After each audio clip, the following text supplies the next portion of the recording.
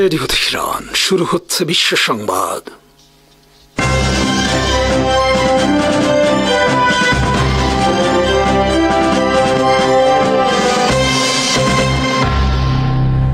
শুরুতেই সংবাদ শিরোনাম।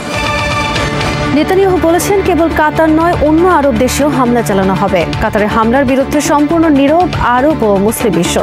কাতারে হামলায় ইসরায়েলকে আকাশসীমা ব্যবহার করতে দিয়েছে আরব দেশগুলো। যুক্তরাষ্ট্রের সমালোচিত সাংবাদিক টাকার কার্লসন বলেছেন, 9/11 হামলার বিষয়ে আগে থেকেই জানত ইসরায়েল। কাতারে আরও হামলার হুমকি দিয়েছে ইসরায়েলের প্রধানমন্ত্রী বেঞ্জামিন নেতানিয়াহু। কেবল কাতার নয়, অন্যান্য আরব দেশেও হামলা চালানোর কথা বলেছেন নেতানিয়াহু। বুধবার নেতানিয়াহু বলেন, যেখানে ইসরায়েলের শত্রুরা থাকবে সেখানেই আমরা হামলা চালাবো। কাতারের উদ্দেশ্যে তিনি বলেন, সব হামাসকে আমাদের হাতে তুলে দেন অথবা গ্রেফতার করুন, তা না হলে আমরা তাদের হামলা চালিয়ে হত্যা করব। এর আগে মঙ্গলবার ইসরায়েল কাতারে হামলা চালিয়ে হত্যা করেছে হামাসের 6 জনকে। যুক্তরাষ্ট্রের পদলেহী কাতার এই হামলাকে নিজের দেশে হামলা না বলে হামাসের উপর ইসরায়েলের হামলা হিসেবে আখ্যায়িত করেছে। কাতার যদি একটি স্বাধীন সার্বভৌম দেশ হয়ে থাকে, তাহলে ইসরায়েলের এই হামলা জাতিসংঘ সহ সমস্ত আন্তর্জাতিক আইনের চূড়ান্ত লঙ্ঘনই কেবল নয়, বরং জাতিসংঘের অস্তিত্বকে সম্পূর্ণ বুড়ো আঙুল দেখানোর মতো ঘটনা। একটি দেশের স্বাধীনতা ও সার্বভৌমত্বকে সম্পূর্ণ অস্বীকার করার শামিল।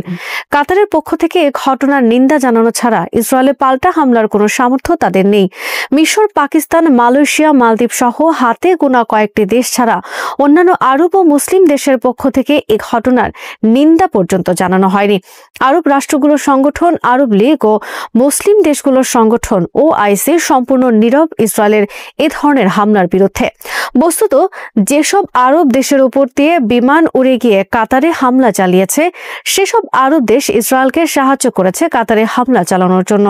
কারণ কোন দেশের ওপর দিয়ে এভাবে অন্য দেশের যুদ্ধ বিমান ওড়া সম্পূর্ণ নিষেধ আন্তর্জাতিক সমস্ত আইনে। কোন দেশে অন্য দেশের যুদ্ধ বিমান, মিসাইল বা অন্য কোনো সামরিক আকাশ যান প্রবেশ করলে সাথে সাথে তা ওই দেশের আর্মি কর্তৃক ভূপাতিত করার কথা।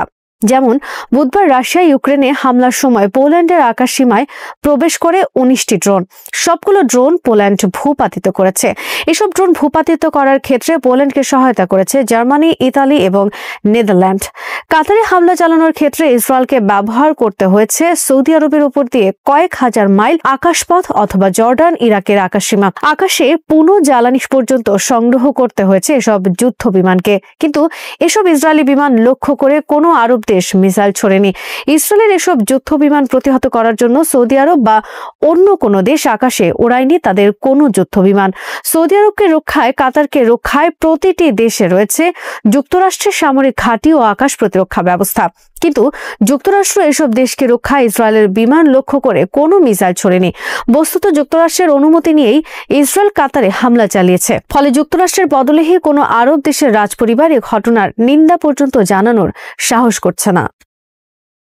সৌদি আরবের উপর দিয়ে আকাশপথে ইসরায়েল থেকে কাতারের দূরত্ব 2228 কিলোমিটার। ইসরায়েলের গণমাধ্যমের খবরে বলা হয়েছে, কাতারে হামলার ক্ষেত্রে ইসরায়েলের যুদ্ধবিমান মোট 2225 কিলোমিটার পথ অতিক্রম করেছে। এই তথ্য থেকে বোঝা যায় ইসরায়েল কাতারে হামলার ক্ষেত্রে ব্যবহার করেছে সৌদি আরবের উপর দিয়ে দীর্ঘ এই আকাশপথ। প্রকাশিত তথ্যে বলা হয়েছে, যুক্তরাষ্ট্রের তৈরি F-35 5th generation স্টিলথ fighter jet ব্যবহার করেছে ইসরায়েল এই হামলার ক্ষেত্রে।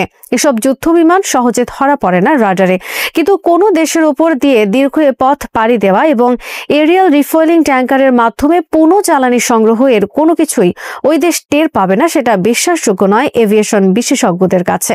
এর আগেও সৌদি আরব, জর্ডান, ইরাক সহ বিভিন্ন আরব দেশ ইসরায়েলকে সহায়তা করেছে ইরানে হামলার ক্ষেত্রে।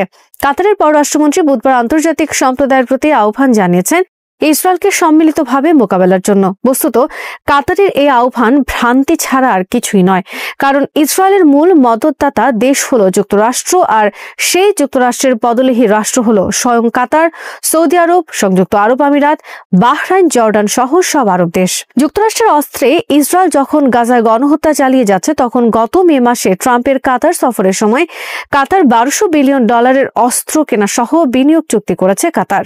একদিকে সমস্ত আরবরা মিলে যুক্তরাষ্ট্র ও ইসরায়েলকে সহায়তা করছে, অপরদিকে ইসরায়েলের হাত থেকে রক্ষার জন্য সবাইকে ঐক্যবদ্ধ হওয়ার আহ্বান জানাচ্ছে, যা পরস্পর বিরোধী।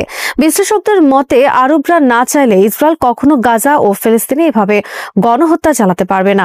আরবরা না চাইলে ইসরায়েল হামলা চালাতে পারে না ইরান, ইয়েমেন, লেবানন, সিরিয়া সহ কোনো দেশের ওপর। ইসরায়েল বর্তমানে গাজা, পশ্চিম তীর, লেবানন, সিরিয়া ও ইয়েমেন ও ইরানে যে বর্বরতা চালিয়ে যাচ্ছে তার দায় মূলত আরবদের। গাজা যুদ্ধ শুরুর পর কাতার এবং মিশর এই যুদ্ধ বন্ধের জন্য মধ্যস্থতা করে আসছিল। যুক্তরাষ্ট্র ও ইসরায়েলের অনুমতি নিয়েই কাতার হামাস নেতাদের জন্য কাতারে অফিস খুলেছিল, কিন্তু সেই কাতারেই হামাস নেতাদের ওপর হামলা চালিয়েছে ইসরায়েল। কিন্তু ইসরায়েলের এই চূড়ান্ত ঔদ্ধত্যের বিরুদ্ধে অসহায়ের মতো তাকিয়ে দেখা ছাড়া কাতারের আজ কিছুই করার সামর্থ্য নেই ইসরায়েলের বিরুদ্ধে। গণতন্ত্র, মানবাধিকারের মুখোশধারী গোটা পশ্চিমা বিশ্ব সম্পূর্ণ নীরব এই বিষয়ে। কেবল কানাডা বলেছে তারা ইসরায়েলের সাথে সম্পর্ক রক্ষার বিষয় বিবেচনা করবে। এদিকে সর্বশেষ 24 ঘন্টায় Israel Tunisia, Syria, Lebanon, Yemen, Qatar ও ফিলিস্তিন নিয়ে মোট 6টি দেশের উপর বিমান হামলা চালিয়েছে। মঙ্গলবার দোহায় হামলার পর ইসরায়েল হামলা চালিয়েছে ইয়েমেনে। এতে নিহত হয়েছে অর্ধশতাধিক ইয়েমেনি। এছাড়া গাজায় বুধবার ইসরায়েল হত্যা করেছে কমপক্ষে 72 জন ফিলিস্তিনি। ইসরায়েলের প্রধানমন্ত্রী বেঞ্জামিন নেতানিয়াহু বুধবার বলেছেন, সর্বশেষ এক সপ্তাহে গাজা থেকে 1 লাখের বেশি ফিলিস্তিনি তাদের এলাকা ছেড়ে তাঁবুতে আশ্রয় নিয়েছে। তবে এখনো 10 লাখ ফিলিস্তিনি তাদের নিজ নিজ এলাকায় অবস্থান করছে এবং তাদের সবাইকে গাজা ছাড়তে হবে। যুক্তরাষ্ট্রের আলোচিত সাংবাদিক টাকার কার্লসন বলেছেন, 2001 সালে 11 সেপ্টেম্বর টুইন টাওয়ার হামলার ঘটনা আগে থেকে জানত ইসরায়েলের গোয়েন্দা সংস্থা। পিয়ার্স আনসেন্সর্ড নিউজ নামক অনুষ্ঠানে মঙ্গলবারে দাবি করেন টাকার কার্লসন। টাকার কার্লসন বলেছেন, 9/11 হামলার উপর তিনি একটি ডকুমেন্টারি তৈরি করেছেন। শীঘ্রই এটি তিনি প্রচার করবেন। তার ডকুমেন্টারিতে থাকবে 9/11 হামলার আগে ইসরায়েলের গোয়েন্দা সংস্থা যে জানত সে বিষয়ক তথ্য। টাকার কার্লসন বলেন, আমি বলছি না এই ঘটনার সাথে ইহুদিরা জড়িত, কিন্তু হামলার পরপরই বেঞ্জামিন নেতানিয়াহু ক্যামেরার সামনে হাজির হয়ে বলেছিলেন এটা একটা ভালো জিনিস হয়েছে। এর মাধ্যমে যুক্তরাষ্ট্র এখন একই সংঘাতে জড়িত হবে যা আমরা গত কয়েক দশক ধরে মোকাবেলা করে আসছি। টাকার কার্লসন বলেছেন, 9/11 হামলার বিষয়ে সাধারণ মানুষ এখনো খুব কমই জানেন। এই হামলার পর ইসরায়েলের শিল্পকলার ছাত্রদের একটি দলকে গ্রেফতার করা হয়েছিল যুক্তরাষ্ট্রে, কিন্তু তারা শিল্পকলার ছাত্র ছিল না। পরবর্তীতে তাদেরকে কোনো অভিযোগ ছাড়াই ছেড়ে দেওয়া হয়। আমি FBI নথি থেকে উদ্ধার করেছি তাদের সম্পর্কে তথ্য। FBI নথিতে তাদের সম্পর্কে বলা হয়েছে তারা এই হামলার পর ঘটনা ভিডিও করেছিল। আমার কাছে মনে হয়েছে তারা এই হামলা সম্পর্কে আগে থেকে জানত। কার্লসন বলেছেন, 2000 সাল থেকে তাদের আমেরিকার গোয়েন্দা সংস্থার ভবনে আনাগোনার তথ্য রয়েছে আর্ট স্টুডেন্ট ছদ্মবেশে। তারা আমেরিকার বিভিন্ন গোয়েন্দা এজেন্টদের বাসায়ও আনাগোনা করেছে। 2001 সালের 11 সেপ্টেম্বর আমেরিকার টুইন টাওয়ারে হামলার পর আমূল বদলে যায় গোটা বিশ্ব ব্যবস্থা। এই হামলার পর আমেরিকার তখনকার প্রেসিডেন্ট জর্জ বুশ মুসলমানদের বিরুদ্ধে ক্রুসেড বা ধর্মযুদ্ধ ঘোষণা করেন। হামলা শুরু করেন আফগানিস্তানে, এরপর একে একে ধ্বংস করেন ইরাক ও লিবিয়া। সন্ত্রাসের বিরুদ্ধে যুদ্ধের নামে বিশ্বের বিভিন্ন দেশ থেকে হাজার হাজার মুসলিম যুবকদের ধরে নিয়ে বছরের পর বছর নির্যাতন করা হয় গুয়ান্তানামো সহ গোপন অনেক কারাগারে। এতে নিহত হয় অনেকে। পাকিস্তান সহ বিশ্বের বিভিন্ন দেশ কোনো অনুমতি ছাড়া যুক্তরাষ্ট্র হামলা পরিচালনা করে সন্ত্রাস দমনের নামে। অনেকের মতে 9/11 হামলা ছিল ইসরায়েলের একটি ষড়যন্ত্র মুসলমানদের বিরুদ্ধে যুক্তরাষ্ট্রকে যুদ্ধে নামানোর জন্য। ইরান রেডিও বাংলার নিয়মিত আয়োজন মুখোমুখি অনুষ্ঠানে আপনাদের সবাইকে স্বাগত জানাচ্ছি। আমি শাহাদাত হোসেন। প্রিয় দর্শক, আমাদের আজকের অতিথি আন্তর্জাতিক সম্পর্ক বিশ্লেষক এবং সিনিয়র সাংবাদিক জনাব মেহেদী হাসান পলাশ। আপনাকে স্বাগত জানাচ্ছি। কেমন আছেন? আলহামদুলিল্লাহ, ভালো আছি। আপনাকে ধন্যবাদ জানাচ্ছি আমাকে আপনার এই অনুষ্ঠানে আমন্ত্রণ জানানোর জন্য। আমাদের আজকের এই পুরো অনুষ্ঠানে আমরা রোহিঙ্গা সংকট এবং মধ্যপ্রাচ্যের যে সংকট চলছে সেটি নিয়ে আলোচনা করব। শুরুতে আমরা বাংলাদেশে যে রোহিঙ্গা সংকট সেটি নিয়ে আলোচনা করতে চাই। আপনি নিশ্চয়ই জানেন 2017 সালে বাংলাদেশে লাখ লাখ রোহিঙ্গা এসেছে, আমরা জায়গা পেয়েছি। 8 বছর পেরিয়ে গেছে। সাম্প্রতিক সময় একটা খবর বেরিয়েছে, গেল 8 মাসে প্রায় 1.5 লাখ রোহিঙ্গা এসেছে। প্রশ্ন হচ্ছে যে এই সময় তো আমরা আরাকানে কোনো ধরনের সংকট দেখছি না। 2017 সালে যেটা ছিল গণহত্যা চলেছে, ঘরবাড়ি জ্বালিয়ে দিয়েছে। তো কেন এই 18 মাসে আবার নতুন করে প্রায় 1.5 লাখ রোহিঙ্গা বাংলাদেশে আসলো? ধন্যবাদ। প্রথমে আমি ইরান রেডিও বাংলার দর্শকদেরকে সালাম জানাচ্ছি, আসসালামু আলাইকুম। আপনি অত্যন্ত গুরুত্বপূর্ণ একটি বিষয় নিয়ে আজকের এই অনুষ্ঠানের আয়োজন করেছেন। এই জন্য আপনাকে ধন্যবাদ জানাচ্ছি, এবং ইরান রেডিও বাংলা বিশেষ করে তাদের দর্শকদের জন্য যে টপিকসটাকে চয়েস করেছে সেজন্য ধন্যবাদ জানাচ্ছি। আপনি যেই প্রশ্নটা করেছেন, 2017 সালে যেমন রোহিঙ্গা এখানে এসেছে, তার আগেও এখানে রোহিঙ্গা ছিল, অন্তত 3 থেকে 4 লক্ষ রোহিঙ্গা বাংলাদেশে ছিল, এবং বাংলাদেশে আরও বিভিন্ন সময়ে রোহিঙ্গা এসেছে স্বাধীনতার পর থেকে, স্বাধীনতার পূর্বেও এসেছে। এবং আপনি যদি ওখানকার লোকদেরকে দেখেন, ওখানে কিন্তু মানে রোহিঙ্গারা কক্সবাজার, নাইক্ষ্যংছড়ি, কক্সবাজার জেলা এবং বান্দরবানের নাইক্ষ্যংছড়ি, এখানে কিন্তু বাঙালিরা, স্থানীয় বাঙালি যারা, তারা কিন্তু মানে সংখ্যালঘিষ্ঠ হয়ে গেছে রোহিঙ্গাদের। ওখানে রোহিঙ্গারা বেশি। এখন এই রোহিঙ্গারা কিন্তু আপনার মানে কেউ আগে এসছে, কেউ পরে আসছে, তারা বাংলাদেশের নাগরিক, অনেক যারা আগে এসছে তারা বাংলাদেশের নাগরিক হয়ে গেছে। এবং স্থানীয় সরকারের যে সমস্ত নির্বাচন, ইভেন পার্লামেন্টেও কিন্তু ওই মাইগ্রেটেড রোহিঙ্গারা বাংলাদেশি হয়ে তারা পার্লামেন্ট পর্যন্ত নির্বাচিত হয়েছে, এবং তারা প্রচণ্ড রকমভাবে ঐক্যবদ্ধ। হ্যাঁ, প্রচণ্ড রকমভাবে ঐক্যবদ্ধ। আপনার মানে প্রশ্নে আসি যে কেন আসছে রোহিঙ্গা, নতুন করে কেন আসছে? কারণ হলো কি, যেই সংকটের কারণে রোহিঙ্গারা এখানে এসছে সেই সংকটের সমাধান হয়নি। অর্থাৎ রোহিঙ্গাদের উপরে যে নির্যাতনটা হয়েছিল, সেই নির্যাতনের কারণে 2017 সালে এখানে এসছে। সারা বিশ্ব এরপরে এই ইস্যুটা নিয়ে মানে অনেক কথা বলেছে, অনেক আলোচনা হয়েছে, কিন্তু মিয়ানমারকে বা মিয়ানমারের ভেতরে থাকা রোহিঙ্গাদের উপরে নির্যাতন করাটাকে বন্ধ করা যায়নি। এইটা যখন আগে মিয়ানমার আর্মি ওখানে ছিল, তখন মিয়ানমার আর্মি করতো, যার ফলে সবসময়ই রোহিঙ্গারা আসছিল, কখনোই আসা বন্ধ হয়নি। এমন না যে এই মানে সরকার আসার পরে এসছে, বিষয়টা এরকম না, সবসময়ই এসছে, কম বেশি এসছে। আবার এই যে এরপরে যে আপনার আরাকান আর্মি যখন এই অঞ্চলের নিয়ন্ত্রণ নিল, আরাকান আর্মি নিয়ন্ত্রণ নেওয়ার পরে এখন রোহিঙ্গাদের উপরে এই অত্যাচারটা বেড়েছে দ্বিমুখী। মিয়ানমার আর্মির নির্যাতন আগেই ছিল, এখন আরাকান আর্মিও নির্যাতন করছে। হ্যাঁ, এই নির্যাতন করার ফলে দ্বিমুখী নির্যাতনের কারণে এরা এখানে আসছে। এখন আরাকান আর্মি কেন নির্যাতন করছে, একটা মানে গুরুত্বপূর্ণ প্রশ্ন হতে পারে। তো সেই ক্ষেত্রে আপনাকে একটা জিনিস মাথায় রাখতে হবে যে আরাকান আর্মি নির্যাতন করার কারণ হলো, আরাকান আর্মি মেইনলি বুদ্ধিস্ট সংগঠন, এবং প্রাচীনকাল থেকে রোহিঙ্গাদের উপরে, রোহিঙ্গা মুসলিমদের উপরে মূলত নির্যাতন চালিয়েছে সেখানকার বুদ্ধিস্টরা। মিয়ানমারের যে জান্তা বা মিয়ানমারের যে বামাররা, তারা কিন্তু রোহিঙ্গাদের উপরে এতটা নির্যাতন করেনি যতটা নির্যাতন ওখানকার লোকাল বুদ্ধিস্টরা করেছে। আপনি জানেন যে সেখানে একটা চরমপন্থী সন্ত্রাসী বুদ্ধিস্ট গোষ্ঠী আসে, যেটাকে বলে 969 উইরাথু, যেটার অসীন উইরাথু, যেটার মানে প্রধান নেতৃত্ব দিচ্ছে। তো তাদের মূল লক্ষ্য হচ্ছে ওখান থেকে সমস্ত রোহিঙ্গাদেরকে তাড়িয়ে দেয়া, এবং এই ষড়যন্ত্রের অংশ হিসাবে কখনো কখনো আপনার মিয়ানমার আর্মিও এই মানে এটা করেছে। মিয়ানমার আর্মি মিয়ানমারের স্বাধীনতাটা নেওয়ার পরে, মানে রাখাইনের স্বাধীনতাটা নেওয়ার পর থেকেই তারা ওখানে একটা ডিভাইড অ্যান্ড রুল করেছে। সেই ডিভাইড অ্যান্ড রুলের সাথে রাখাইন এবং রোহিঙ্গাদের ভিতরে একটা দ্বন্দ্ব, তারা মিসট্রাস্ট তৈরি করেছে। তার অংশ হিসেবে এই নির্যাতনটা সবসময়ই চলেছে, এবং সেই নির্যাতন যেহেতু বন্ধ হয়নি, সে কারণে আপনার মানে এখনো আসছে, এবং যতদিন এটা থাকবে এটা আসতেই থাকবে।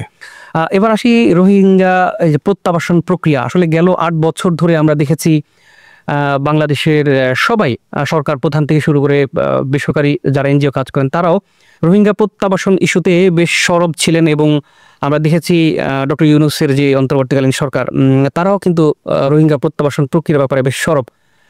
কয়েকদিন আগে কক্সবাজারে একটা আন্তর্জাতিক সম্মেলন হয়েছে, আপনি দেখেছেন, যে সেখানে ডক্টর ইউনূস আন্তর্জাতিক সম্প্রদায়কে রোহিঙ্গা প্রত্যাবাসন ইস্যুতে আর একটু সোচ্চার হওয়ার জন্য, এই সংকট সমাধানের জন্য আহ্বান করেছেন। আমার প্রশ্ন হচ্ছে, এর আগে অনেকে এই ধরনের আহ্বান জানিয়েছেন, যেহেতু ডক্টর ইউনূসের সারা পৃথিবীতে একটা অন্য ধরনের একটা গ্রহণযোগ্যতা আছে, আপনি কি মনে করেন এই আহ্বানটা একটু অন্যদের থেকে আলাদা হতে পারে? তো ধরেন যদি আলাদা হয় তাহলে আমরা এরপরে কি পেলাম? মানে আপনি তো সচেতন মানুষ, আপনার কাছে আমার প্রশ্ন যে আমরা কি বিশ্বে ওনার এই আহ্বানের পরে আমরা কি নতুন কিছু পেয়েছি, বা বিশ্বে কোনো ধরনের পর্যন্ত আমরা কি, বা উনি যে আগে বললেন যে জাতিসংঘের মহাসচিবকে এনে যে আমরা আগামী ঈদটা ওখানে করবে, এবারে তো সেটা বললেন না, যে না আমরা এই যে আগামী ঈদে যাওয়ার জন্য এতটা অগ্রগতি করে ফেলেছি, উনি বলেন নাই। আসলে প্রধান সমস্যাটা হলো রোহিঙ্গা ইস্যু নিয়ে বাংলাদেশে যেটা হয়েছে, ব্যবসা এবং রাজনীতি। প্রথমত যদি রাজনীতির কথা বলি, শেখ হাসিনা এটাকে নিয়ে একটা রাজনীতি করতে চেয়েছেন। ওই যে ওনার বোন ওনাকে বলেছেন যে তুমি 18 কোটি মানুষকে খাওয়াও, তুমি 11 লক্ষকে খাওয়াতে পারবে না, অ্যাজ ইফ উনি খাওয়ান মানুষকে, উনি দেশের মানুষকে খাওয়ান। আসলে তো বিষয়টা এরকম না। তো প্রশ্নটা হলো যে তারপরে উনি রোহিঙ্গাদেরকে জায়গা দিয়ে সারা দুনিয়াতে উনি এই মানে নোবেল প্রাইজ পাওয়ার জন্য ওনার কর্মকর্তাদেরকে পাঠালেন লবিং করার জন্য, সেটা ওনার কপালে জোটে নাই। কিন্তু উনি এই ইস্যুটাকে কেন্দ্র করে ওনার বিনা ভোটের সরকারকে, অবৈধ সরকারের ইন্টারন্যাশনাল বৈধতাকে দেওয়ার একটা চেষ্টা উনি ব্যাপকভাবে করেছেন, যেটা উনি সাকসেস হয়েছেন। 2018 সালে রাতের ভোটের ইলেকশনটাকে উনি এভাবে পার করতে পেরেছেন রোহিঙ্গা ইস্যুর কারণে। এরপরে আমরা বলছি মুখে যে রোহিঙ্গাদের আমরা প্রত্যাবাসন চাই, এটা আমাদের কমন বক্তব্য, আমরা জোরালোভাবে চাই সারা দুনিয়া। কিন্তু কিভাবে চাই, এই প্রশ্নের কোনো উত্তর বাংলাদেশের কোনো মানুষের কাছে নাই। বাংলাদেশের সরকার, বাংলাদেশের কোনো অথরিটি, বাংলাদেশের কেউই যে রোহিঙ্গাদেরকে আমরা কিভাবে প্রত্যাবাসনের চাই, এই 8 বছর ধরে বাংলাদেশ এই প্রশ্নটার অ্যান্সার তৈরি করতে পারে নাই। বাংলাদেশ এই প্রশ্নটা যদি করা হয়, বাংলাদেশ সরকার বলবে আমেরিকা আমাকে হেল্প আমরা আমেরিকার কাছে হেল্প চাই, আমরা চায়নার কাছে হেল্প চাই, ইন্ডিয়ার কাছে হেল্প চাই, ইউ এর কাছে হেল্প চাই, জাতিসংঘের কাছে হেল্প চাই। আপনি কিভাবে হেল্প চাবেন? আগে প্রথম যে জায়গাটা, আপনাকে একটা রোহিঙ্গা প্রত্যাবাসনের, আপনি এখানে সাফারার, আপনি ক্ষতিগ্রস্ত, আপনার একটা প্ল্যান থাকতে হবে যে আপনি এইভাবে রোহিঙ্গাদেরকে আমি এই প্রক্রিয়ায় ফেরত চাই। সেটার প্ল্যানের ক্ষেত্রে প্ল্যান 1, প্ল্যান 2, প্ল্যান 3, ABC থাকতে পারে। আপনি সেই প্ল্যান বাস্তবায়নের জন্য আপনি বলতে পারেন সারা দুনিয়াকে যে আমি এইভাবে রোহিঙ্গাদেরকে ফেরত দিতে চাই, আপনারা আমাকে এই প্ল্যানে হেল্প করেন। সেখানে যে আমার এই পরিকল্পনার সাথে আসবে, আমরা তার সহযোগিতা নিয়ে তার কাছ থেকে আমরা এই কাজটা করতে পারি। কিন্তু আমরা সেটা করছি না। আমরা না করে করছি কি, আমরা চায়নার কাছে, আমেরিকার কাছে, ইন্ডিয়ার কাছে, ইউরোপীয় ইউনিয়নের কাছে, জাতিসংঘের কাছে, এই ধরনের কাছে আমরা ধর্ণা দিচ্ছি। প্রশ্নটা হলো যে জাতিসংঘ বিশ্বে কোথাও কি কোনো সংকটের সমাধান করেছে? না। ইউরোপ, এই যে আফ্রিকাতে দীর্ঘদিন ধরে তারা ইউএন মিশন পরিচালনা করছে, তাতে আফ্রিকাতে কি সংকট হয়েছে, সমাধান হয়েছে? হয়নি। বরং হয় নাই। বরং এদেরকে যখন ইউরোপিয়ান ন্যাশনালিজমটা মানে ইমার্জ করে এদেরকে বের করে দিয়েছে, তারপরে এখন সমস্যার সমাধান হওয়া শুরু করেছে। অর্থাৎ আমি আপনাকে যেটা বলতে চাচ্ছি যে এই অঞ্চলকে কেন্দ্র করে আমেরিকা, চায়না, ইন্ডিয়া, ইউরোপীয় ইউনিয়ন, তাদের ডিফারেন্ট প্ল্যান আছে। তারা অনেক দিন ধরে এখানে একটা সুযোগ খুঁজছিল। আপনি যখন এই ইস্যুটাকে সেখানে নিয়ে গেছেন, তারা তারা এটাই তো খুঁজছিলাম, এই সুযোগটাই খুঁজছিলাম, তারা এই সুযোগটা লুফে নিয়ে তাদের যে নীল নকশা, তারা সেটা এর ভিতরে প্রবেশ করিয়ে তারা আপনাকে মানে বলছে যে আমরা করে দেব। আমরা বলছি রিপ্যাট্রিয়েশন, তারা বলছে রিহ্যাবিলিটেশন, তাই না? আমরা বলছি প্রত্যাবাসন, তারা বলছে পুনর্বাসন, তারা বলছে অ্যাসিমিলেশনের কথা। তো এটা দিয়ে তো রোহিঙ্গা পুনর্বাসন হয় না। তারা কখনোই বিশ্বের, আমি আবার বলি, আমি গ্যারান্টি দিয়ে বলি, বিশ্বের কোনো শক্তি বাংলাদেশ ছাড়া আর কেউ রোহিঙ্গাদেরকে, ইভেন কোনো মুসলিম কান্ট্রি আন্তরিকভাবে চায় না রোহিঙ্গারা তাদের ইয়েতে ফিরে যাক। তারা বরং চায় রোহিঙ্গাদেরকে বাংলাদেশ গ্রহণ করে নিক। আমি এই অঞ্চল নিয়ে কাজ করি, আমার দীর্ঘ অভিজ্ঞতা থেকে বলছি, একমাত্র বাংলাদেশ ছাড়া আর বিশ্বের কোনো শক্তি কিন্তু চায় না। কিন্তু আমাদের প্রশ্ন, এটা কি সম্ভব? বাংলাদেশ এত সংখ্যক রোহিঙ্গাদেরকে বাংলাদেশে পুনর্বাসন করা, এটা তো একেবারেই অসম্ভব আমি মনে করি। এবং আমরা দেখি যে প্রতি বছরই কিন্তু আন্তর্জাতিক যে সহায়তা ছিল সেটা কিন্তু ধীরে ধীরে কমে যাচ্ছে। তো সেক্ষেত্রে বাংলাদেশের জন্য তো নিঃসন্দেহে এটা একটা চ্যালেঞ্জের ব্যাপার হয়ে দাঁড়াচ্ছে। আপনি কি মনে করেন যে আসলে আগামী দিনে কতদিন আসলে এত সংখ্যক রোহিঙ্গাদেরকে বাংলাদেশ ধরে রাখতে পারবে, বা এই সংকট তো আরো ঘনীভূত হচ্ছে? আপনার কি এই যে আন্তর্জাতিক সহযোগিতাটা কমে যাচ্ছে, এটা কিন্তু ওই যে আমি বললাম রিহ্যাবিলিটেশন বা অ্যাসিমিলেশনের প্রক্রিয়ার অংশ হিসেবে। আপনি যখন তাদেরকে খাবার দিতে পারবেন না, হ্যাঁ, মানে ওরা যখন খাবার দেবে না, ওরা যখন ক্যাম্পের ভিতরে খাবার পাবে না, তখন তারা কি করবে? তারা ক্যাম্প থেকে বেরিয়ে এসে বাইরে কর্ম করতে শুরু করবে, বাইরে কর্মের সংস্থান খুঁজবে, এবং কর্ম করতে করতে তারা নানা জায়গায় তারা মানে হয়ে যাবে, মানে তারা মিশে যাবে আমাদের সমাজের মূল স্রোতধারার সাথে, তারা মিশে যাবে। যেহেতু মুসলিম, বাংলা ভাষাও কিছুটা কাছাকাছি তারা বুঝে, তো কাজেই তারা মিশে যাবে। এটা কিন্তু ওইটার অংশ হিসাবে তারা যে এই যে বন্ধ করে দিচ্ছে, এবং এটাও বাস্তবতা। বিশ্বের কোনো দেশ আপনাকে সারা জীবন খাওয়াবে না, দীর্ঘদিন ধরে আসলে দীর্ঘদিন খাওয়াবে না। আপনি অনেক সুযোগ পেয়েছেন, আপনি অনেক সময় পেয়েছেন, এবং এর ভিতরে বাংলাদেশের অনেক গোল্ডেন টাইম এসছে এই সমস্যাটা সমাধান করার জন্য। বাংলাদেশ সেই ব্যাপারে কোনো মানে উদ্যোগী হয় নাই। বাংলাদেশ সবসময়ই আরেকজনের দিকে তাকিয়ে থেকেছে, ওনারা সমাধান করে দেবেন, আমেরিকা করে দেবেন, চায়না করে দেবেন, ওআইসি করে দেবেন, নানা রকম গোষ্ঠী করে দেবেন। তারা কেন করবে এই সমস্যার সমাধান? কারণ তারা তো ওখানে, আপনি দেখেন মিয়ানমারে চায়নার যে স্বার্থ, সেই স্বার্থের সাথে বাংলাদেশের স্বার্থের কোনো তুলনা করা যায় না। তো চায়না কেন এই কাজটা করবে? মিয়ানমারে ভারতের যে স্বার্থ, সেই স্বার্থ এখন আপনার জিওপলিটিক্যালি আমেরিকার যে মিয়ানমার কেন্দ্রিক যে স্বার্থ, সেই স্বার্থের কাছে বাংলাদেশের স্বার্থ খুবই সামান্য, বাংলাদেশের গুরুত্ব তাদের কাছে খুবই সামান্য।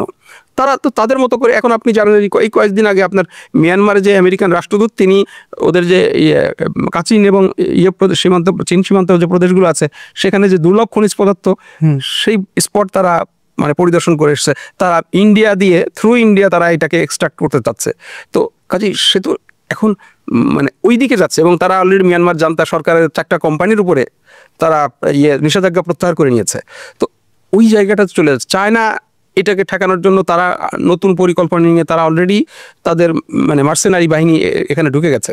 তো সেই জায়গার থেকে আপনি তাদের কাছে যদি প্রত্যাশা করেন এই কোনোদিনই এই রোহিঙ্গারা মানে আপনি ফেরাতে পারবেন না। রোহিঙ্গাদেরকে ফেরাতে যদি হয় বাংলাদেশকেই ফেরাতে হবে, এবং সেটার জন্য আমার মানে বক্তব্য, আমি আমার অভিজ্ঞতা থেকে বলি, দুটো রাস্তা।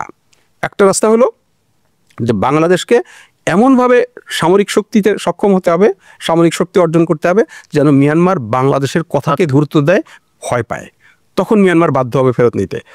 অথবা এই রোহিঙ্গাদেরকে এমনভাবে প্রশিক্ষিত করতে হবে যেন মিয়ানমার বুঝতে পারে যে এদেরকে ফেরত না নিলে আমার বিপদ বেশি।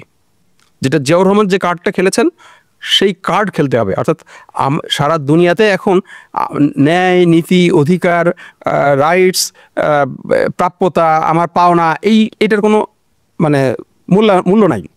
দুনিয়াটা চলে স্বার্থের ভিত্তিতে, দুনিয়াটা চলে লেনদেনের ভিত্তিতে, দুনিয়াটা চলে কার্ডের ভিত্তিতে। আপনার কাছে যত কার্ড থাকবে আপনি তত কার্ড খেলতে পারবেন। আপনি দেখেন এখন এই যে ভারতের সাথে আমেরিকার কত গভীর সম্পর্ক ছিল, এত গভীর সম্পর্কের পরেও কিন্তু এই যে আপনার শুল্কের ব্যাপার, না আমি বলছি যে এই যে মানে ওখানকার যে মানে শিখ যে বিচ্ছিন্নতাবাদীরা, তারা কিন্তু আমেরিকা এবং কানাডাতে জামাই আদরে তারা থেকেছে, রাষ্ট্রীয় পৃষ্ঠপোষকতা পেয়েছে। তো আমেরিকা তো চায়নি যে ওখানে ওরা স্বাধীন হয়ে যাক, কিন্তু আমেরিকা এই কার্ডটা রেখেছে, যদি কখনো প্রয়োজন হয় আমি এই কার্ডটা ব্যবহার করব। এই যে ইন্টারন্যাশনাল আমাদের ইন্ডিয়া এখন আমাদের কথা শোনে না, কারণটা কি? কারণ আমরা আমাদের কোনো কার্ড হাতে রাখিনি। আমরা আমাদের যে কার্ড বাংলাদেশ স্বাধীনতার পরে তৈরি করেছিল এই কার্ডগুলো আমরা ইন্ডিয়ার হাতে তুলে দিয়েছি, যার ফলে এখন ইন্ডিয়ার কাছ থেকে মানে অনেকটা বাধ্য মানে কোনো কিছু আদায় করে নেওয়ার ক্ষমতা আমাদের আর নাই, আমরা এটা হারিয়ে ফেলেছি। তো মিয়ানমারের সাথেও একটা সময় আমাদের কার্ড ছিল, সেই কার্ডটা জিয়াউর রহমান খেলেছিল এবং জিয়াউর রহমান পেরেছিলেন সমস্ত রোহিঙ্গাদেরকে ফেরত দিতে। খালেদা জিয়াও অর্ধেক রোহিঙ্গাদেরকে অন্তত ফেরত দিতে পেরেছিলেন, কিন্তু এখন আমরা টোটালটাই হারিয়ে ফেলেছি, যার ফলে মিয়ানমার আমাদের কথার কোনো গুরুত্ব দেয় না। আমাদের সেনাপ্রধান মিয়ানমারে যায়, মিয়ানমারের সেনাপ্রধান বাংলাদেশের সেনাপ্রধানকে দেখা করে না। আমরা এই জায়গায় পৌঁছে গেছি, এটা চরম লজ্জাকর একটা ব্যাপারে পৌঁছে গেছি। কাজে ওই জায়গাগুলো যদি আমরা তৈরি করতে না পারি তাহলে কখনোই আমরা এই রোহিঙ্গাদেরকে ফেরত পাঠাতে পারবো না। আমরা রোহিঙ্গা ইস্যুটা শেষ করব, তার আগে শেষ প্রশ্ন আপনার কাছে করতে চাই যে কিছুদিন আগে যে আরাকান আর্মি, আপনি জানেন যে আমাদের এই অঞ্চলটাতে তা দখল নিয়েছে আরাকান রাজ্য বিশেষ করে, সেক্ষেত্রে রোহিঙ্গা প্রত্যাবাসন প্রক্রিয়া আপনি তো বললেনই যে আসলে এটা খুবই চ্যালেঞ্জের ব্যাপার, খুবই কঠিন ব্যাপার। সেক্ষেত্রে এখন এই সংকটটা আসলে নতুন করে কি তৈরি হলো? আপনি কি মনে করেন যে রোহিঙ্গা আরাকান আর্মিদের দখল করার কারণে এটা কি নতুন কোনো সংকট? না, এটা মানে আমরা যদি হিস্ট্রিক্যালি দেখি তাহলে এটা নতুন না। বাট বাংলাদেশের একটা পার্ট মানে ভুল পার্ট ছিল, ভুল অ্যাসেসমেন্ট ছিল।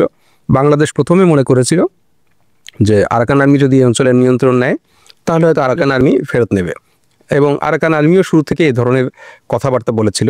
যদিও আমি বিভিন্নভাবে বিভিন্ন লেখায় বলেছিলাম যে আরাকান আর্মি কোনোদিনই রোহিঙ্গাদের ফেরত নিতে পারবে না, কারণ লোকাল যে বুদ্ধিস্ট পিপল তারা রোহিঙ্গাদের বিপক্ষে, আর আরাকান আর্মি যেহেতু লোকাল বুদ্ধিস্টদের থেকে গড়ে ওঠা, তারা জনপ্রিয়তা হারানোর জন্য কোনোদিন ফেরত নিতে পারবে না।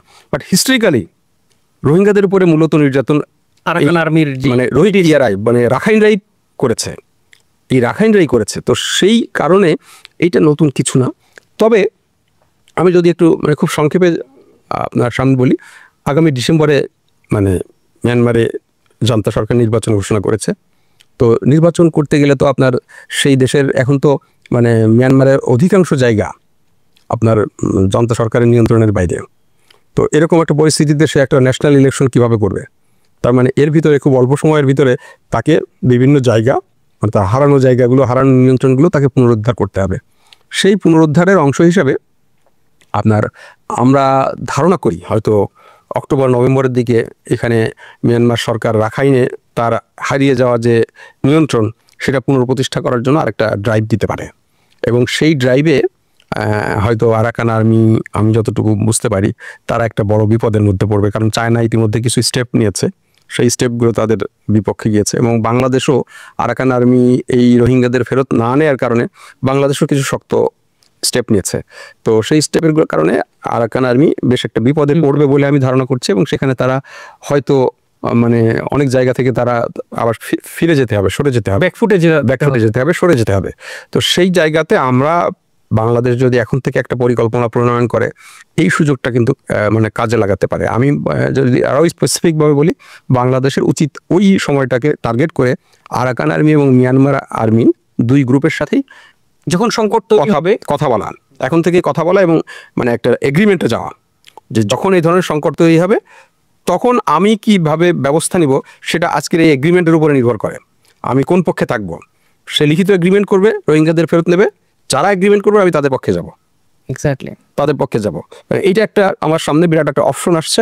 আমি জানি না আমাদের কর্তৃপক্ষ নেবেন কিনা, কিন্তু ওই যে আপনি যেটা বললেন যে 3 দিন ধরে সম্মেলন হয়, সামনে জাতিসংঘে একটা সম্মেলন, এই দিয়ে আসলে জাতিসংঘের সম্মেলন কথার ফুল ঝুড়ি না। কিছু লোক মানে বিনোদন ট্রিপে যাবে আমেরিকাতে, কিছু লোকের পাসপোর্টে আমেরিকান নতুন করে ভিসা লাগবে, হ্যাঁ, কিছু মানে রাষ্ট্রীয় অনেক অর্থ ব্যয় হবে, কিন্তু আসলে এখান থেকে কোনো আউটপুট আসেনি এবং আসবেও না।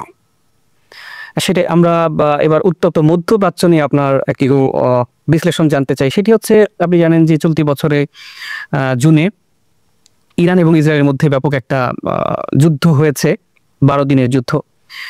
তো অতি সম্প্রতি ইরানের সেনাপ্রধান আমির খাতামি তিনি একটা মন্তব্য করেছেন, সেটি হচ্ছে যে ইরানের যে পরমাণু তৎপরতা এবং তাদের যে মিসাইল কর্মসূচি এবং তাদের সেনা বাহিনীর তেমন একটা ক্ষয়ক্ষতি হয়নি, এমন একটা তিনি মন্তব্য করেছেন। এই বিষয়টা নিয়ে আসলে আপনার পর্যবেক্ষণ জানতে চাই, কারণ আমরা দেখেছি শুরুর দিকে কিন্তু ইরানেরও ব্যাপক ক্ষয়ক্ষতি হয়েছে, আবার তেল আবিবেরও ব্যাপক ক্ষয়ক্ষতি হয়েছে। তো ইরানের সেনাপ্রধান যে মন্তব্যটা করেছেন এই বিষয়ে আপনার পর্যবেক্ষণ কি? ধন্যবাদ, আপনি এই আলোচনায় এই বিষয়টি এনেছেন। ক্ষয়ক্ষতি হয়নি যদি বলি তাহলে যেমন ভুল হবে, আবার অনেক ক্ষয়ক্ষতি হয়েছে সেটাও সঠিক না। আমরা মানে প্রথম যখন মানে আক্রমণটা হলো আমরা কিন্তু হতবাক হয়ে গিয়েছিলাম। মানে বিশ্বে এরকম মানে এরকম কোনো নজির আছে কিনা আমার জানা নেই যে যুদ্ধের প্রথমেই সেনাপ্রধান নাই, সমস্ত বাহিনী প্রধান নাই, হ্যাঁ, এবং মোটামুটি কমান্ড সেন্টার টেন্টার সব ধ্বংস হয়ে গেল। একেবারে পিন পয়েন্টেড জায়গায় যে আক্রমণটা হলো ইসরায়েলের যে মানে গোয়েন্দা সংস্থারা ইরানের ভিতরে, ইরান তো একটা খুব অন্য ধরনের রাষ্ট্র, তারা যে এইভাবে ইরানের ভিতরে এত নেটওয়ার্ক তৈরি করে রেখেছিল এবং তারা এই কাজটা করেছে, এটা তো একটা মানে মানে অবাস্তব আসলে। এবং ইসরায়েল যেখানে ভুল করেছিল সেটা হলো এখানে ভুল করেছিল। ইসরায়েল মনে করেছিল ইরাক যুদ্ধে যেমন মানে আমেরিকা যখন প্রথম অ্যাটাক করেছে, মানে ইরাকের সমস্ত কমান্ড ধ্বংস হয়ে গেছে, সমস্ত জেনারেলরা পালিয়ে গেছে এবং তার জন্য সহজ হয়ে গেছে। ইসরায়েল বা আমেরিকা হয়তো ভেবেছিল যে এইটাই বোধহয় হবে, আমরা যদি ওদের কমান্ডটা ধ্বংস করে দিতে পারি ওরা বোধহয় পরাজিত হবে। যথার্থ বলেছেন আপনি। কিন্তু ইরান ওই জাতি না। তারা তারাও প্রথম আমি 8-10 ঘন্টায় তাদের কিন্তু কোনো রেসপন্স ছিল না, কিন্তু তারা খুব দ্রুত 12 ঘন্টার মধ্যেই তারা কিন্তু আবার নতুন একটা কমান্ড স্ট্রাকচার তৈরি করেছে এবং আবার তারা শুরু করেছে। এবং ডে বাই ডে যত দিন যাচ্ছিল ততই কিন্তু ইরানের আক্রমণটা তত তীব্র হচ্ছিল। যখন প্রথম অ্যাটাকটা হয়েছে আমি নিজে হতবাক হয়ে গেছি। হতবাক হওয়ার পরেও আমি বলেছি যে এই যুদ্ধ যদি দীর্ঘমেয়াদী হয় এবং ইরান যদি যুদ্ধ চালিয়ে যায় তাহলে এই যুদ্ধে কোনোদিনই ইসরায়েল জয়লাভ করবে না। ইভেন যদি ইসরায়েলের কাছে কোনো পারমাণবিক অস্ত্র থেকেও থাকে এবং সেটা যদি সে ব্যবহারও করে তাহলেও পারবে না। কারণটা কি? কারণ হলো ইরানের রাষ্ট্রের যে সাইজটা, এই সাইজের মধ্যে আপনার ধরেন 2-3-4টা পারমাণবিক অস্ত্র দিয়ে 4-5টা শহর ধ্বংস করা যাবে, সিটি ধ্বংস করা যাবে। কিন্তু যদি ইরান একেবারে মানে যে এদের মতো হামাসের মতো যদি এইভাবেই যুদ্ধ চালিয়ে যেতে চায় তাহলে এটা তারা পারবে না। হ্যাঁ, কারণটা কি? এই রাষ্ট্রের যে সাইজের কারণে। আবার ইসরায়েল পরাজিত হবে একই কারণে, ইসরায়েল রাষ্ট্রের সাইজের কারণে। কারণ হলো এই যে ধরনের মিসাইল ইরানি মিসাইল ইসরায়েলে গেছে, হিট করেছে, এই ধরনের 500 বা 1000 মিসাইল নেওয়ার ক্ষমতা ইসরায়েলের নাই, কিন্তু ইরানের কাছে লক্ষ লক্ষ এই ধরনের মিসাইল আছে। হ্যাঁ, তো এই কারণেই কিন্তু আমি একেবারে ফ্রম ফার্স্ট ডে আমি বলেছিলাম আমার মানে সোশ্যাল মিডিয়াতে যে এই যুদ্ধে কখনোই ইসরায়েল জয়ী হবে না। এবং আমরা শেষ দিকে দেখেছি মানে ইসরায়েল ছেড়ে দে মা কেঁদে বাঁচি, মানে খুব তড়ি ঘড়ি করে আমেরিকাকে এনে দ্রুত একটা মানে যুদ্ধবিরতি কার্যকর করেছে। তার হাতে তো কোনো অপশন ছিল না। ইভেন মানে ইসরায়েল তো মানে এমন একটা ছিল, আরও যদি 1 সপ্তাহ মানে এই যুদ্ধ কন্টিনিউ করতো এবং ইরান যেভাবে মানে চালিয়ে যাচ্ছিল, হ্যাঁ, তাতে তো একটা হলো যে ইসরায়েল তো মানে ইসরায়েল রাষ্ট্র শেষ হয়ে যেত। আর 2 নম্বর যেটা হতো সেটা হলো যে এই যে ইসরায়েলের যে আসলে ইসরায়েলকে তো আমি কোনো রাষ্ট্র মনে করি না, আমি মনে করি মধ্যপ্রাচ্যে বিস্ফোরা না, আমেরিকানদের সবচেয়ে বড় ঘাঁটির নাম ইসরায়েল। আমেরিকা, ইউরোপ, হ্যাঁ, বা এই যে অর্থাৎ এদের যে মিত্র শক্তি, হ্যাঁ, তাদের সবচেয়ে বড় ঘাঁটির নাম ইসরায়েল। আমি এটাকে কোনো রাষ্ট্রই মনে করি না, আমি রাষ্ট্র বলে স্বীকৃতিও দিই না। হ্যাঁ, এটা একটা সবচেয়ে বড় ঘাঁটি। তো সেই ঘাঁটিটা রক্ষা করা এবং এর বাইরে আরও যে সমস্ত ঘাঁটি মানে মধ্যপ্রাচ্যে আছে সেটাও তো তাদের জন্য একটা খুব মানে বড়।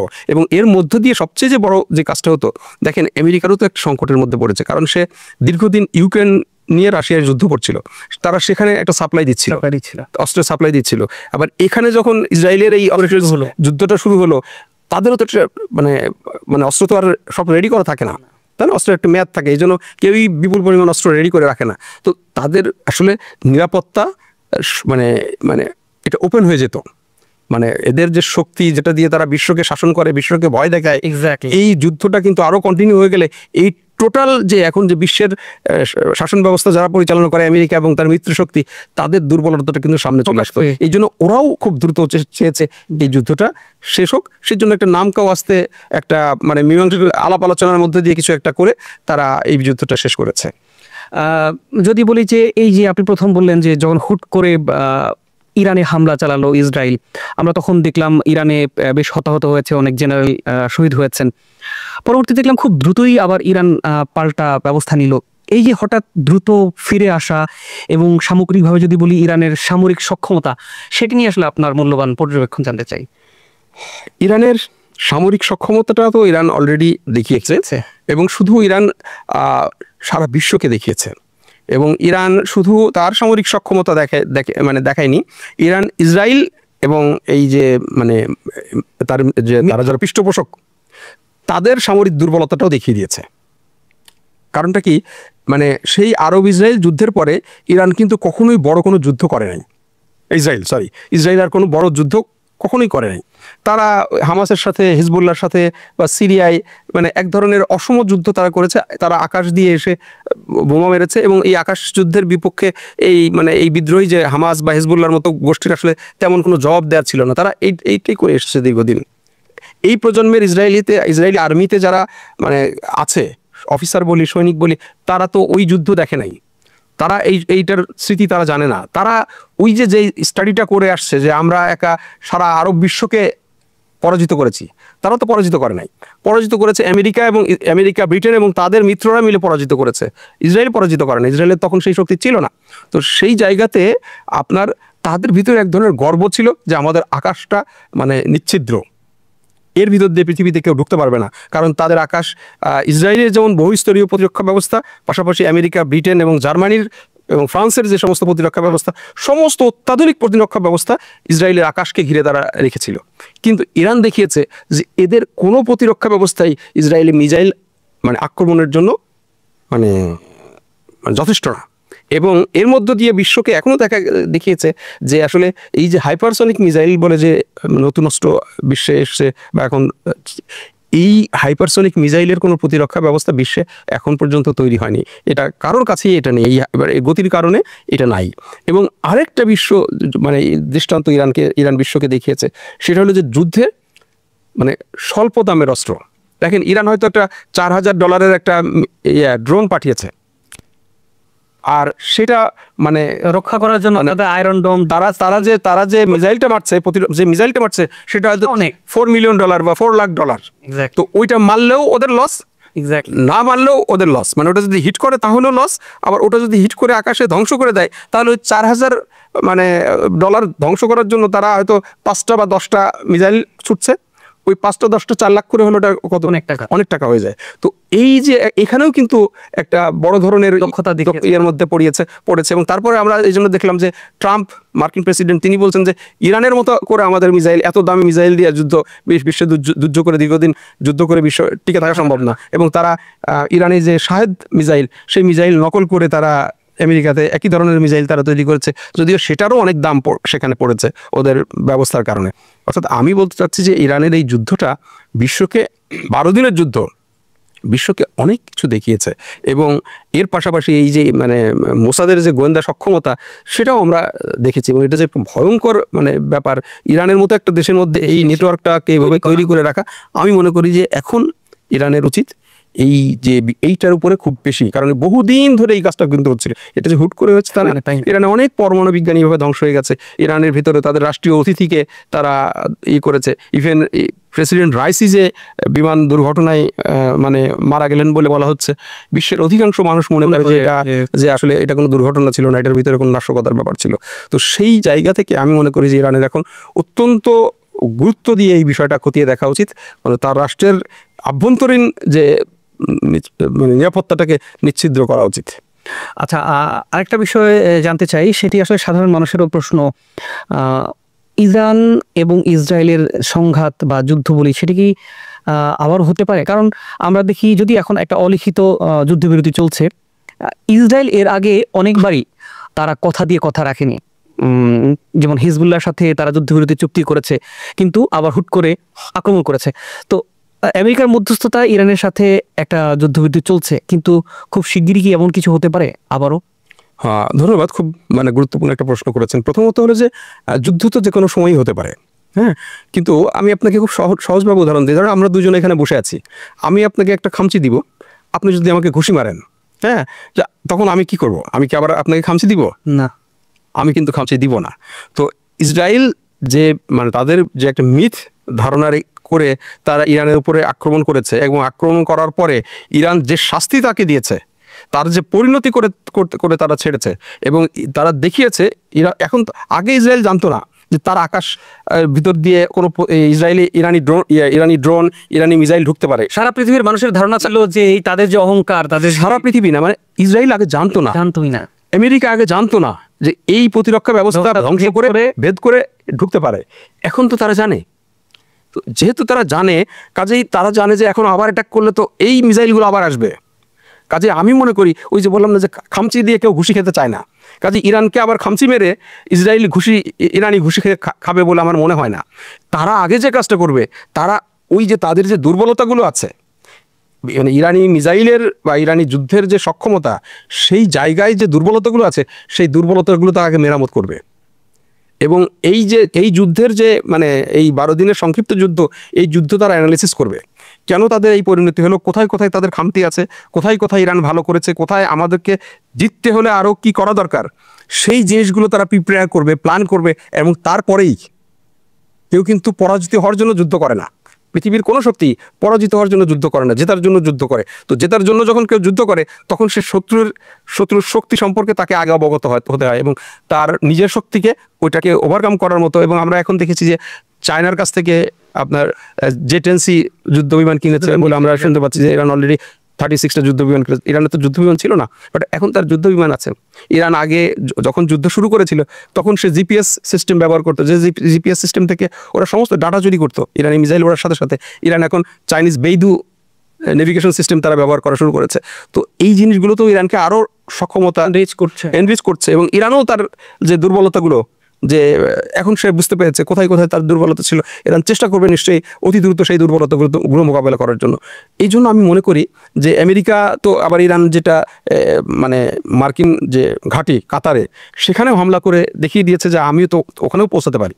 এটা তো হয়তো সিম্বলিক, কিন্তু সেটা দেখিয়েছে যে আমি কিন্তু ওটা করতে পারি এবং এটা করবো। ইটস এ সিম্বলিক, বাট এটা একটা মানে নতিজা, এটা একটা মানে এটা কি বলে, এটা একটা নিশানা বা এটা একটা ইন্ডিকেশন, এটা একটা নির্দেশ। তো কাজেই আমেরিকাকেও তো চিন্তা করতে হবে যে আমি এরকম করলে তো পারে আমার এখানে পৌঁছাতে। তো কাজেই আমি মনে করি না যে এই দুর্বলতাগুলো মানে কাটিয়ে ওঠার আগে কোনোভাবেই ইসরায়েল বা আমেরিকা ইরানকে অ্যাটাক করবে। আমারও তাই মনে হয়। আপনাকে অনেক ধন্যবাদ, চমৎকার আপনি বিশ্লেষণ করেছেন। আমরা একটু জানতে চাই জাতিসংঘের যেই নিষেধাজ্ঞা ইরানের প্রতি, সেটি রিস্টোর করার জন্য ইউরোপের 3টা দেশ, বিশেষ করে ব্রিটেন, ফ্রান্স এবং জার্মান, তারা খুব চেষ্টা চালিয়ে যাচ্ছে, যেটাকে আমরা জানি যে স্ন্যাপব্যাক। আপনি জানেন যে 2015 সালে জাতিসংঘের সাথে যে চুক্তি হচ্ছে 6টা নেশনের, সেখানে ইরানও ছিল। এরপরেই জাতিসংঘ আপনার নিষেধাজ্ঞা প্রত্যাহার করেছে। ইরানের প্রতি। আর যেটা আমরা দেখেছি যুক্তরাষ্ট্র সেটা কিন্তু রেজিস্টার করেছেও, ইরানের প্রতি নিষেধাজ্ঞা দিয়েছে অন্যায়ভাবে। এখন নতুন করে জাতিসংঘের যেই নিষেধাজ্ঞা বলো রেজিস্টার আছে, সেটা 3টা দেশ এটা আবার দেওয়ার জন্য চেষ্টা করছে। মোট কথা হচ্ছে ইরানকে দুর্বল করার যত ধরনের কলা কৌশল পশ্চিমারা নেওয়ার চেষ্টা করছে। বিষয়টা নিয়ে আসলে আপনার পর্যবেক্ষণ কি? আপনি বেশ সুন্দর একটা প্রশ্ন করেছেন। এখন আমরা মানে বাইরের বিশ্ব ইরানকে কিভাবে চিন্তা করি? ইরানকে আমরা চিন্তা করি যে আমেরিকা বা জাতিসংঘ, ইউরোপীয় ইউনিয়ন এই দেশটাকে একটা মানে নানা ধরনের বহু স্তরীয় নিষেধাজ্ঞা দিয়ে তার অর্থনৈতিক অবস্থা খুব খারাপ করে ফেলেছে। দেশটা খুব দরিদ্র বা এরকম একটা ভঙ্গুর অর্থনীতির অবস্থায় চলছে। আমরা বিশ্ব থেকে বাইরের বিশ্ব থেকে ইরানকে এভাবেই দেখি এবং আমিও দেখতাম। বাট আমি 2011 বা 12 সালের দিকে ওখানে একটা প্রেস ফেয়ারে অফিসিয়াল অ্যাসাইনমেন্টে ইরানে গিয়েছি। আমি ইরানে গিয়ে বিস্মিত হয়েছি, অবাক হয়েছি যে আমি বাইরে থেকে যে ইরানকে চিন্তা করে এসেছি, ভেতর থেকে ইরান সম্পূর্ণ আলাদা। ইরানের রোড নেটওয়ার্ক, সেখানকার অবকাঠামো, সেখানকার এভরিথিং মানে একটা উন্নত দেশের মতো, সম্পূর্ণ একটা উন্নত দেশের মতো। এবং এই নিষেধাজ্ঞা ইরানকে নিজের পায়ে দাঁড় করিয়েছে। আজকে যে ইসরায়েল দেখেন মানে এই যুদ্ধ করলো, তাকে কিন্তু আমেরিকা, জার্মানি, ফ্রান্স, ব্রিটেন সমস্ত দেশ থেকে অস্ত্র এবং লজিস্টিক সাপোর্ট নিতে হয়েছে। ইভেন বিশ্বের দ্বিতীয় পরাশক্তি রাশিয়া যখন ইউক্রেনের সাথে যুদ্ধ করছে, তাকে ইরান থেকে অস্ত্র নিতে হচ্ছে। কিন্তু ইরান কিন্তু কারোর কাছ থেকে কোনো অস্ত্র নেয়নি। এবং 12 দিনের যুদ্ধ ইরান এই যুদ্ধটা সম্পূর্ণ তার নিজের অস্ত্র দিয়েই করেছে। এক্স্যাক্টলি। এই যে নিজের পায়ে ইরান দাঁড়িয়েছে বা দাঁড়াতে পেরেছে, এটা কিভাবে হয়েছে? এটা কিন্তু এই স্যাংশনের কারণে। কাজে এই স্যাংশনটা কিন্তু এক ধরনের ইরানের উপরে আশীর্বাদ হয়ে এসছে। কাজে ইরান এমন একটা দেশ, কেউ যদি মনে করে এখানে আমি স্যাংশন দিব, ইরান ভেঙে একেবারে তছনছ হয়ে যাবে, এই জায়গাটাতে নেই। আর এখনকার যে বিশ্ব ব্যবস্থা, এখন এই যে চায়নার উত্থান, রাশিয়ার উত্থান, ব্রিক্স, তারপরে যে সাংহাই কোঅপারেশন, এই জায়গাতে বিশ্ব কিন্তু এখন আমেরিকা মানে স্নায়ুযুদ্ধের পরে যে ইউনিপোলার বিশ্ব ছিল, আমেরিকার একক মাতব্বারি ছিল, সেই মাতব্বারিটা কিন্তু এখন আর নাই। সেই নানা জায়গায় কিন্তু সেই মাতব্বারিটা ধ্বংস হয়ে গেছে, ভেঙে গেছে। কাজেই ইউরোপীয় ইউনিয়ন নিষেধাজ্ঞা দিতেই পারে, কিন্তু সেই নিষেধাজ্ঞা দিয়ে আপনি মানে তাকে থামাইতে পারবেন? আপনি দেখেন ট্রাম্প ইন্ডিয়ার উপরে নিষেধাজ্ঞা দিয়েছে, হ্যাঁ, ইন্ডিয়া চলে গেছে চায়নাতে। এখন ট্রাম্প মানে আফসোস করে বলছে আমরা সম্ভবত ইন্ডিয়াকে হারিয়ে ফেললাম চায়নার কাছে, তাকে আফসোস করতে হচ্ছে। কাজে এই জায়গাতে দাঁড়িয়ে আপনি নিষেধাজ্ঞা দিয়ে ইরানকে কি করবেন? ইরান এই নিষেধাজ্ঞা বছরের পর বছর ধরে এই নিষেধাজ্ঞা মানে এই নিষেধাজ্ঞা সে অ্যাবজর্ব করে ফেলেছে। এই নিষেধাজ্ঞাকে কাটিয়ে নিজেকে কিভাবে টিকিয়ে রাখতে হয় এবং এগিয়ে যেতে হয়, এটা ইরানের নিজস্ব একটা সিস্টেম ইরান দাঁড় করিয়ে ফেলেছে। কাজেই এই নিষেধাজ্ঞাকে ভয় পাওয়ার জন্য কোনো কারণ আমি মনে করি না। বরং আমি মনে করি যে এই যুদ্ধটা শুরু হয়েছে কেন? যে ইরান পারমাণবিক অস্ত্র তৈরি করতে যাচ্ছে, যদিও ইরান বলেছে যে আমি করছি না। আমি মনে করি এখন ইরানের এটা করে ফেলা উচিত, এখন হাই টাইম এটা করে ফেলা উচিত। কারণ এটা যতদিন না করবে, আবারও এই একটা অজুহাত দেখিয়ে আবার এই যুদ্ধটা শুরু হবে। যদিও হয়তো বলা হতে পারে যে মধ্যপ্রাচ্যে এটার ফলে মধ্যপ্রাচ্যের অন্যান্য দেশে পারমাণবিক অস্ত্রের প্রতিযোগিতা বেড়ে যাবে। আসলে এটা ভুল ধারণা। কারণ পারমাণবিক অস্ত্র চাইলেই পাওয়া যায় না, চাইলেই তৈরি করা যায় না, এবং এটা রিস্টোর করা রাখাও অনেক ব্যাপার আছে। এটা যে কোনো দেশ চাইলে পারমাণবিক অস্ত্র অধিকারী হওয়া এতটা সহজ না। আমার দিক থেকে মনে হয় যে এই নিষেধাজ্ঞা দিয়ে ইরানকে কাবু করার যারা পরিকল্পনা করছে, সেটা মানে আগেও অকার্যকর ছিল, ইরান অকার্যকর করে দিয়েছে। এবং ইরানের যে সমস্ত ইন্ডাস্ট্রি, আপনি যদি শিক্ষা বলেন, বিজ্ঞান বলেন, ন্যানো টেকনোলজি বলেন, চিকিৎসা টেকনোলজি বলেন, কম্পিউটার টেকনোলজি বলেন, স্যাটেলাইট টেকনোলজি বলেন, মানে আর্মস টেকনোলজি বলেন, কোথায় ইরান নিজের পায়ে দাঁড়ায়নি? ইরান তার মতো করে তার সমস্ত প্রয়োজন নিজের টেকনোলজি দিয়ে নিজে করেছে। আর এখন তো তার পাশে দাঁড়ানোর জন্য রাশিয়া আছে, এখন তার পাশে দাঁড়ানোর জন্য চায়না আছে, এখন তার পাশে আরো অনেক শক্তি আছে। তো কাজে এই নিষেধাজ্ঞা এটা এখন একটা মানে ইউজলেস একটা ব্যাপার, ভয় দেখানো। এটা ভয় পাওয়ার কিছু নেই, ইরান ভয় পায় না। ভয় পেলে তো এরা আরো যখন মানে সমস্যা ছিল, যখন তার এই নিষেধাজ্ঞা মানে কাটিয়ে তার দিকে হাত বাড়ানোর কেউ ছিল না, তখনই ইরান এটাকে ভয় পায়নি। এখন তো হাত বাড়ানোর অসংখ্য লোক আছে। তো কাজেই নিষেধাজ্ঞা এখন একটা আমি মনে করি একটা মানে ইউজলেস ওর্থলেস একটা ব্যাপারের। আপনার আপনার কথার সূত্র ধরে একটা প্রশ্ন করতে চাই। যখন 12 দিনের যুদ্ধ চলছিল তখন বাংলাদেশের আপামর মানুষ ইরানের ব্যাপারে একটা কথা বলছিল যে ইরানের যদি পারমাণবিক অস্ত্র থাকতো তাহলে আমেরিকা কিংবা ইসরায়েল ইরানে হামলা করার সাহস পেত না। আপনার পর্যবেক্ষণ কি বলে? আমি এটার পুরোপুরি একমত। দেখেন, যখন সোভিয়েত ইউনিয়ন ছিল, সোভিয়েত ইউনিয়নের সবচেয়ে বেশি পারমাণবিক অস্ত্র ছিল ইউক্রেনে। ইউক্রেন এই অস্ত্রগুলো রাশিয়ার কাছে দেওয়ার কারণেই কিন্তু আজকে রাশিয়া ইউক্রেনে আক্রমণ করেছে। যদি আজকে ওই পারমাণবিক অস্ত্রের 5টা 10টা 20টা যদি ইউক্রেনের হাতে থাকতো তাহলে এটা হতো না। আপনি নর্থ কোরিয়ার দিকে তাকান, সে আমেরিকা সবাই কেয়ার করছে, কিন্তু আমেরিকা তার দিকে চোখ তুলে বাইরে থেকে এমনি যতই মানে মানে মানে বাগাড়ম্বর করুক, কিন্তু নর্থ কোরিয়ার দিকে চোখ তুলে তাকায় না। একইভাবে এই যে ভারত মানে পাকিস্তানের যে যুদ্ধ হলো রিসেন্টলি, সেখানেও কিন্তু এই যুদ্ধটা কি হয়েছে, এই পারমাণবিক দুই দেশের কাছে পারমাণবিক অস্ত্র থাকার ফলেই কারণে কিন্তু এই যুদ্ধটা সীমিত আকারে ছিল। এবং এই যুদ্ধটা কারণ প্রত্যেকেই সচেতন ছিল যে এই যুদ্ধ পারমাণবিক অস্ত্রের দিকে চলে যেতে পারে, তাহলে দুই দেশই ক্ষতিগ্রস্ত হবে। অর্থাৎ পারমাণবিক অস্ত্র কিন্তু যুদ্ধ এখন আমরা দেখতে পাচ্ছি এটা যুদ্ধ তৈরি করে না, এটা যুদ্ধ ঠেকানোর জন্য একটা হাতিয়ার হিসেবে কাজ করে। তো আমিও মনে করি যে আজকে যদি ইরানের কাছে পারমাণবিক অস্ত্র থাকতো তাহলে ইসরায়েল এটা, কারণ ইসরায়েলের যে পারমাণবিক অস্ত্র আছে এটা আমরা মিডিয়ায় দেখছি, পশ্চিমারা বলছে, কিন্তু ইসরায়েল তো কোথাও টেস্ট করে নাই, এটা তো পরীক্ষিত না। আমরা জানি না যে ইসরায়েলের কাছে আছে, বা ইসরায়েলও কখনো অফিসিয়ালি বলে নাই যে তার কাছে আমি পারমাণবিক দেশ, শক্তিধর দেশ, ইসরায়েল কখনোই বলে নাই। তো কাজেই বাট ইরান যদি এটা করতো, বা ইরান যেহেতু সক্ষমতা আছে, তাহলে কখনোই এই কাজটা করতো না। কারণ ইরানের কাছে যেমন পারমাণবিক অস্ত্রও থাকতো, এবং অলরেডি এই পারমাণবিক অস্ত্র ইসরায়েলে পৌঁছানোর মতো সামরিক সক্ষমতা ইরানের আছে, সেটা ইরান দেখিয়েছে। কাজে আমি মনে করি, এই জন্যই বললাম যে ইরানের উচিত যে এখনই আসলে এই সক্ষমতা অর্জন, দিস দ্য হাই টাইম, এই সক্ষমতাটা অর্জন করে ফেলা। আমরা এবার গাজা প্রসঙ্গ নিয়ে কথা বলতে চাই। আপনি জানেন যে গেল 2 বছর ধরে ইসরায়েল তাদের পাশবিকতা, তাদের নির্যাতন, অত্যাচার গাজা উপত্যকায় চালাচ্ছে। সর্বশেষ গেল কয়েকদিন আগে আমরা দেখলাম যে গাজা শহরের যে হাই রাইজিং বিল্ডিংগুলো, সেগুলো তারা বোম্বিং করে ধ্বংস করে দিচ্ছে। গাজা উপত্যকা নিয়ে আপনার শেষ পর্যবেক্ষণ জানতে চাই, সেখানকার এখনকার কি অবস্থা? দেখেন, আমি আপনাকে বলি, এটা নিয়ে কথা বলতে যাও মানুষ হিসেবে খুব কষ্টের। আমি একটা সময় এটা নিয়ে অনেক নিউজ পড়তাম, এখন পড়ি না, আমি স্কিপ করে যাই। কারণ এটা পড়তে গেলে এই যে এখানকার যে পরিস্থিতিগুলো দেখতে গেলে মানে মানুষ হিসাবে এত কষ্ট হয়, এটা আমার মানে বুক ধারণ করতে পারে না। তো আমি মানে কেমন যেন অ্যাবনর্মাল অবস্থায় মানে পৌঁছে যায়, এই জন্য স্কিপ করে যাই। গাজা নিয়ে আলোচনা করা খুব কঠিন। সারা বিশ্বের সামনে একটা জনগোষ্ঠীকে এইভাবে ধ্বংস করে দেওয়া হচ্ছে আধুনিক বিশ্বে, যেখানে মানবাধিকার নিয়ে এত কথা বলা হয়, যেখানে মানবাধিকারের ব্যাপারে আমরা এত উচ্চকিত বিশ্ব, সেই বিশ্বের সামনে ত্রাণ নিতে আসা মানুষের উপরে বোমা মারা হচ্ছে, অথচ জাতিসংঘ কিছু বলে না, কেউ কিছু বলছে না। পশ্চিমারা না বললে কথা বলে, প্রশ্নটা হলো আমরা মুসলিমরা আমরা কি বলছি? কেউ তার পাশে গিয়ে দাঁড়াচ্ছে? কেউ তার পাশে গিয়ে দাঁড়াচ্ছে না। আমরা লক্ষ লক্ষ টাকা খরচ করে ওমরা করতে যাচ্ছি, এটা নফল ইবাদত, কিন্তু গাজার মুসলিমদেরকে পাশে দাঁড়ানো এটা আমার মুসলমানদের জন্য ফরজ। আমরা সেই কাজটা না করে আমরা ওখানে গিয়ে মানে ফরজ বাদ দিয়ে আমরা নফলের পিছনে দৌড়াচ্ছি। তো এটা খুব মানে নির্মম ব্যাপার। এটা আসলেই এটা নিয়ে আলোচনা করা খুব কষ্টের ব্যাপার। এটা আমি আমার জন্য খুবই কষ্টের ব্যাপার, খুবই কষ্টের ব্যাপার। কেউ আমাদের কি নাই?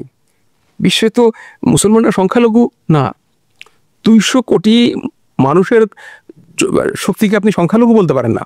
হয়তো একজনের থেকে আমার সংখ্যা কিছু কম হতে পারে, বাট ইট ইজ নট সংখ্যালঘু না।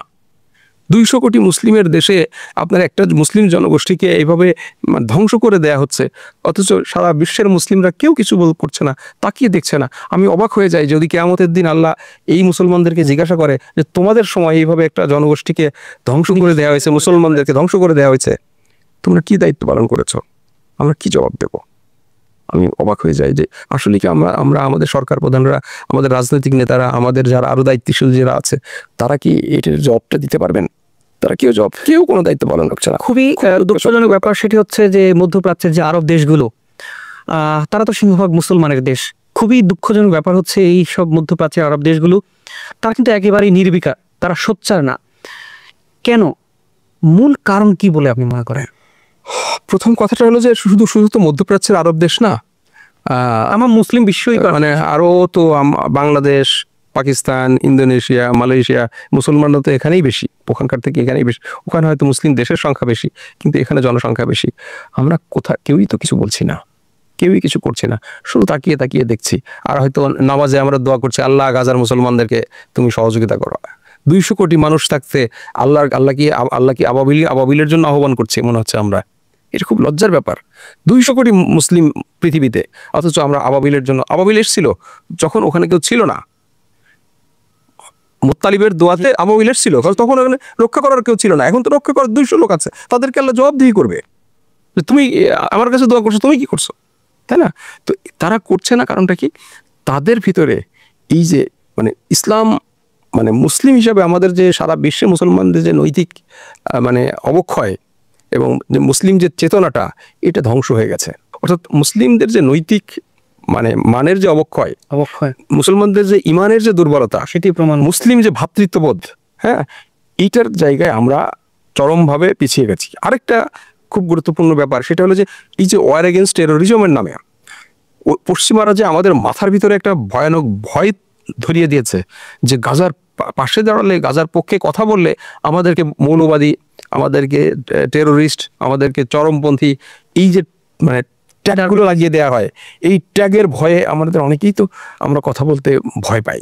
হ্যাঁ, আমরা কিন্তু মানে মানে আল্লাহর কাছে জবাবদিহি করার চেয়ে এদেশের মানে বিশ্বের মুসলমানরা আমেরিকার কাছে, ট্রাম্পের কাছে জবাবদিহির বিষয়টাকে বেশি ভয় পায়। এই যে জায়গাটাতে, এই যে আমাদের চিন্তার যে জায়গাটা চেঞ্জ হয়ে গেছে, যে আমরা এটা হলে ট্রাম্পের কাছে কি বলবো, আমার আমেরিকান ভিসা বন্ধ হয়ে যাবে কিনা, আমার মানে জাতিসংঘে যাওয়ার প্রক্রিয়া, ইউরোপের ভিসা বন্ধ হয়ে যাবে কিনা, এই চিন্তা। ইরানের পক্ষে কথা বললে আমার এই সমস্যা হতে পারে, এটা তো তাদের প্রক্রিয়ার মধ্যেই আছে। এবং এই কারণে আমরা কথাটা বলছি না মুসলমানদের পক্ষে। এই জায়গা থেকে যতদিন না পর্যন্ত আপনি না বেরোবেন, আরে ভাই আপনি মুসলিম, আপনার বিশ্বাস থাকবে আমার রিজিক যেখানে, আমি সেখানে যাব। আমার রিজিক যদি কোনোদিন আমেরিকায় চায়, আমি যেতে বাধ্য। আর যদি আমেরিকায় আমার রিজিক না আল্লাহ পাঠান, আমি কোনোদিন যাব না। তাই না? আমার কি আমেরিকায় যাওয়াটা ভালো হবে, না বেহেশতে যাওয়া ভালো হবে? আমার গন্তব্যটা, মুসলিম হিসেবে আমার গন্তব্য কোথায়? আমেরিকা না জান্নাত? আমি জান্নাতের জন্য যা করার দরকার আমি তাই করব। তাতে যদি আমার সারা জীবন আমেরিকায় না গিয়ে যদি আমি জান্নাতে যেতে পারি, আমি মুসলিম হিসাবে আমি সেটাকে গর্বের মনে করি।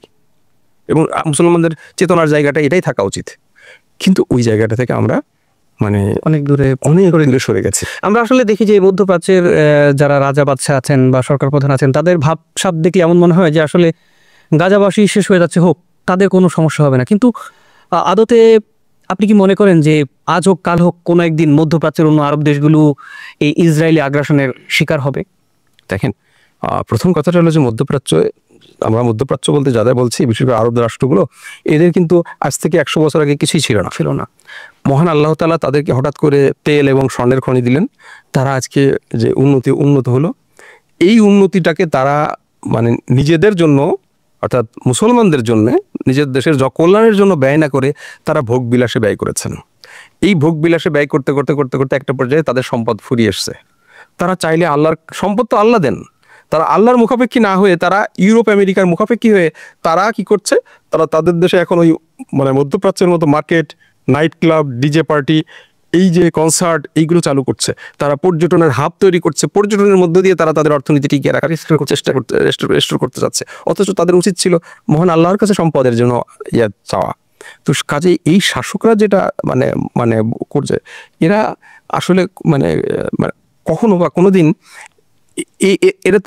এটা কিভাবে তারা রাষ্ট্র ক্ষমতায় এসছে, তাদের যদি রাষ্ট্র ক্ষমতায় আসার প্রক্রিয়াটা দেখেন, তাহলেও বুঝবেন যে এরা আসলে ওদের বাইরে যাওয়ার কোনো ক্ষমতা তাদের নাই। কিন্তু ইসরায়েলের যে গ্রেটার ইসরায়েল যে রাষ্ট্র প্ল্যান, সেটি তো আগাচ্ছে। সেই চিন্তার মধ্যে কিন্তু এই মধ্যপ্রাচ্যের এই অনেক দেশগুলোই কিন্তু রয়েছে, এবং এটা টার্কি পর্যন্ত একটা সময় গিয়ে পৌঁছাবে। কাজেই ইসরায়েল তার লক্ষ্যে মানে পিছিয়ে যাবে না, এবং তারা এগিয়ে যেতে থাকবে।